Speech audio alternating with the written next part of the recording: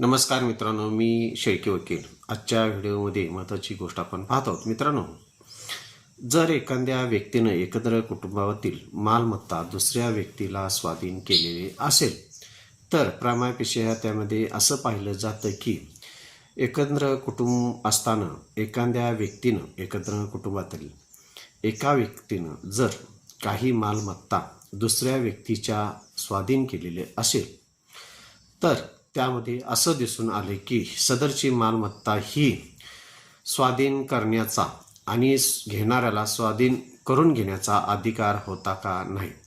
तर एकत्र कुटुंबाची मिळकत असल्यामुळे एका व्यक्तीला एकत्र कुटुंबाची मिळकत एकाच हिस्सेदाराला कुणाच्याही स्वाधीन करता येणार नाही. ती मिळकत ही एकत्र कुटुंबाची संपूर्ण एकत्र कुटुंबाची मिळकत ही समजण्यात येते.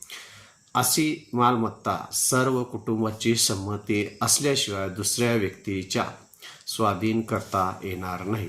त्यासाठी आपण महत्त्वाचं सायटेशन जर बघितलं वंकयामा विरुद्ध गंगया AIR 1934 मद्रास 16 ह्या सायटेशननुसार एकत्र कुटुंबाची मालमत्ता ही जे काही संपूर्ण हिस्सेदार असतात त्यांच्या संमतीशिवाय दुसऱ्या व्यक्तीला विकता किंवा स्वाधीन किंवा इतर त्या मालमत्तेच्या बाबतीत निर्णय घेण्याचा अधिकार नसतो. हा निर्णय संपूर्ण एकत्र कुटुंबाचा असतो असं ह्या सायटेशनवरून दिसून येतं.